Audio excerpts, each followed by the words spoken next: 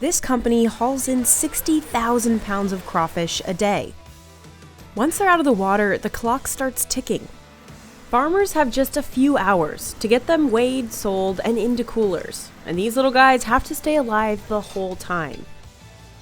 As soon as they're dead, it starts breaking them down extremely fast. Yeah, it'll get mushy and spoil. These crustaceans are big business for Louisiana. They contribute $300 million to the state's economy and end up across the U.S. Do you ever sneak a bite? But you can't help yourself, especially when they're hot. But this industry didn't even take off until recent decades. In the 80s, some rice farmers took a massive gamble.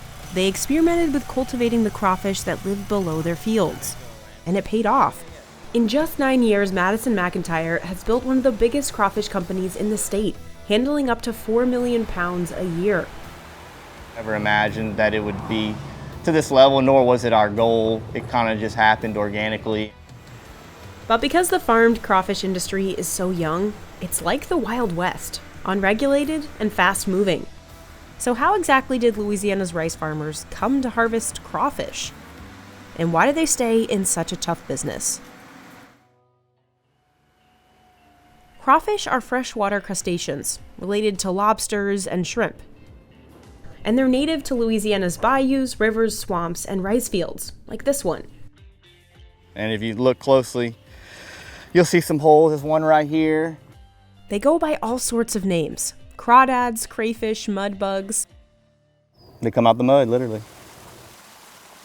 From late September to October, rice farmers flood their fields, and the crawfish emerge from their burrows hungry.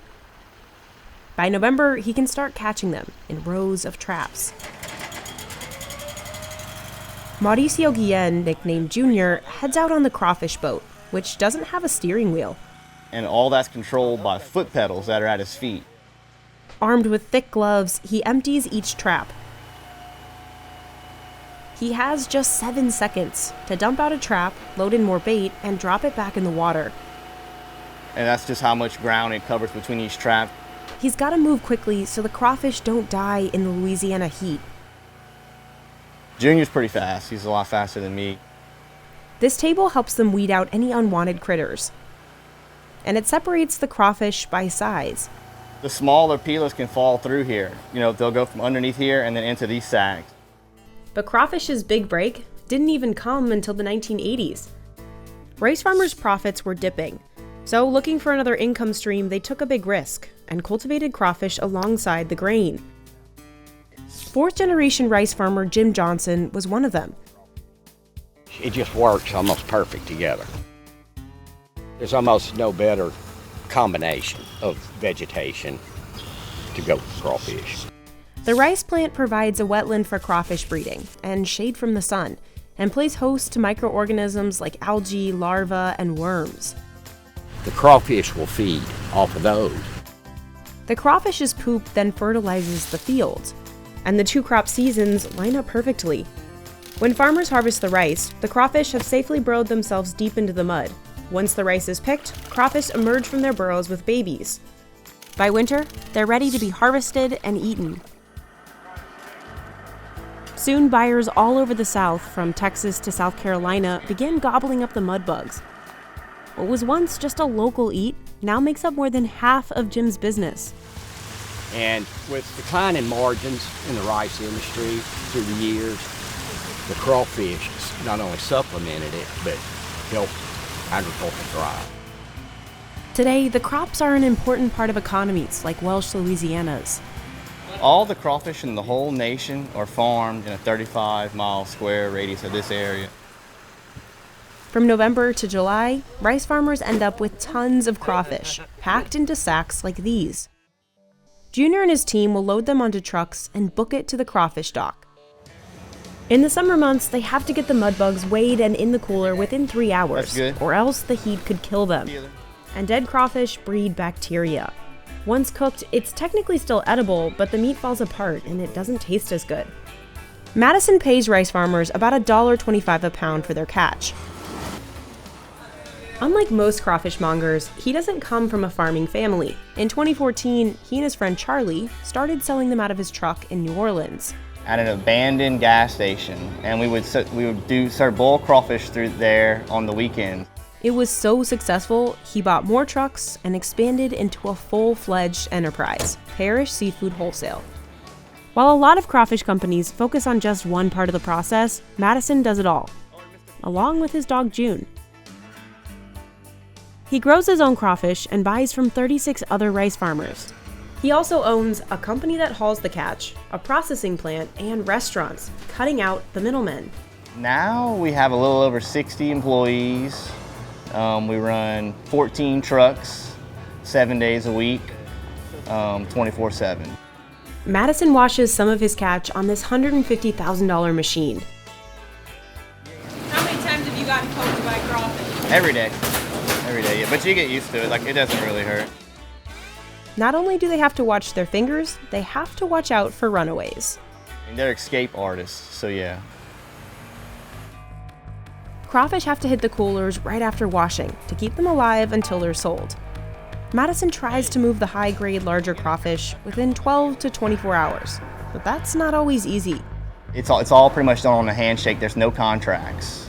You have to be careful because people can buy all of your crawfish in the beginning of the season, and then as soon as the catch picks up, they can leave you and buy from somebody else. Stranding crawfish in these fridges.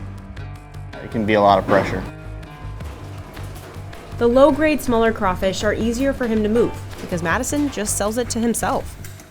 Then he sends it to his Breaux Bridge factory to process the tail meat. Workers start unloading the crawfish off the trucks starting at 4 a.m. They dump them into tanks and skim off any dead or weak ones from the top. Then they give the mudbugs a wash. A conveyor belt drops them into a giant steamer basket. Using a system of tracks, a worker carefully lowers the basket into a vat of boiling water. Just like lobsters, crawfish go in alive to get the best flavor. That's why it's so important to keep them kicking until this moment. It takes just 2 minutes to cook them through. Then Madison and the team break them down this steel table into the peeling room.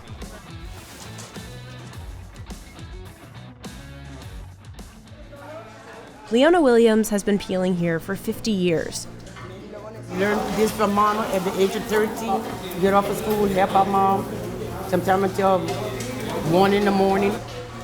So you break the head off, and then you pinch the tail. This is your meat. Peel them well to make sure that the veins are out for sure. She can peel about 40 pounds worth a day. And you gotta be kind of fast at it. That's about the only way you could make money. They get paid $2.50 a pound. Are you the fastest one here? No, I'm not gonna say this. I have my sister right here. She's a little faster than I am. The team in the next room vacuum seals the tails into 1-pound bags. Because competition is so stiff, Madison wouldn't tell us where he sells these, but he said they end up across the U.S. He also sends tail meat and whole crawfish to 3 restaurants he owns in the state, cooking up all kinds of Louisiana delicacies. Crawfish have been an important part of southern Louisiana's culture for centuries. According to the Native Heritage Project, the Houma indigenous people named themselves after the word for crawfish and used it as a war symbol. In the 1800s, a wave of French Canadians settled in Louisiana after being forced out of Canada by the British. They came to be known as the Cajuns, and they brought their lobster recipes with them. But short on lobster here, they swapped in crawfish. By the 1960s, crawfish had their own festival, and Creole restaurants were adding them to menus in New Orleans. It was definitely a Louisiana delicacy. It didn't really get much farther than the state. Crawfish have since gone definitively national, but locals still cook them into staples like etouffee, boudin, and boils. Madison's business partner, Charlie Johnson, uses a Cajun cooking style in his crawfish boils. Make sure the drain's shut. This is liquid boil. So I'm adding that to the water.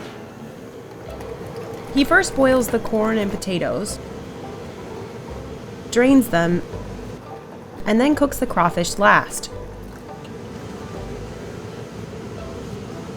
Right there, when the tail starts to kind of separate from the head, there's that little white line. You can see the meat. That's usually a telltale sign that they're ready. While New Orleans Creole chefs add dry seasoning to the water crawfish boil in, out here, Cajuns dump on the dry seasoning after they're cooked. We shut that ice chest and we let them steam. I think the magic happens in the ice chest. That's when they start to soak up those seasonings. Down here, folks stop by the restaurant well into the evening. The Cajuns also love their dip. While back in NOLA, they don't use any sauce. Probably most out of all of us. Yeah. With his factory, weigh station, and restaurants, Madison has become a considerable player in the crawfish industry. We're building a new facility that's going to be focused on air freight crawfish. But his success hasn't come without its challenges. As the industry boomed over the last 20 years, lots of people tried to get in on the action. By 2019, the number of crawfish farms in the state had doubled. And then came inflation. Madison says costs soared 40%. Last year, fuel alone cost him $150,000 more than normal. That's a lot of money that would have been profit. Yeah, labor's pretty high, and we have mostly foreign labor. 95% of his staff is working in the U.S. on a visa. And then we also have to house them and pay for transportation. You can't find local or American labor that would work as hard as these guys do side by side with us. Madison says he pays them just under $14 an hour, almost double the minimum wage. We'll put in 15 and 18-hour days, 7 days a week. So it's very demanding. We don't get to see our family as much during the season, but they don't get to see their family at all. Soaring operation costs and low margins have forced dozens of Louisiana crawfish companies to close. And so the people that came in just for the get-quick-rich scheme are not making it right now because of how tough the market is. Madison says the size of his company has helped keep him afloat. You know, we could absorb those blows, but a lot of people unfortunately couldn't. What big changes have you made to make it through this kind of We don't get big salaries. Madison said Parrish Seafood Wholesale saw $500,000 in profit last year, and he paid himself just a $20,000 salary. He also says he invested more than 80% of the profit back into the company. So if anything ever breaks or if coolers go out, we have backup everything. You know, backup trucks, backup ice machines, backup freezers, backup coolers. We have multiple forklifts, which are all just luxuries. Because in an industry where one bad season could send a company packing, Madison has to fight to keep each crawfish alive. I think, you know, in the next 5 or 6 years, it'll be very lucrative again to be in this industry because there'll only be a handful of people doing it.